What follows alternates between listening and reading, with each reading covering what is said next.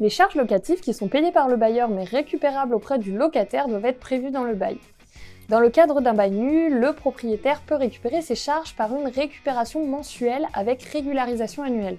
Donc le locataire verse chaque mois une provision pour charges, dont le montant est estimé en fonction des dépenses prévisionnelles, et à la fin de l'année, le bailleur effectue un décompte précis des charges réelles. En fonction de ce décompte, le locataire reçoit un remboursement s'il a trop payé ou doit régler un complément en cas de montant insuffisant. Un mois avant la régularisation annuelle, le propriétaire doit fournir le décompte des charges locatives détaillées par type, électricité, eau, ascenseur, etc.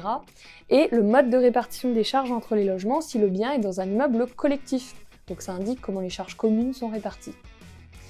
Lorsque le bien est loué meublé, cette fois, le bailleur peut choisir entre appliquer la récupération mensuelle avec régularisation annuelle que nous venons de voir, ou alors appliquer un forfait de charges. Dans ce cas-là, le locataire paye chaque mois un montant fixe pour les charges, sans possibilité de régularisation ultérieure.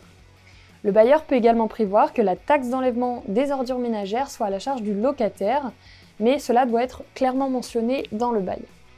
A noter que le propriétaire peut réclamer pendant 3 ans le paiement des charges ou des loyers, y compris après le départ définitif du locataire du logement.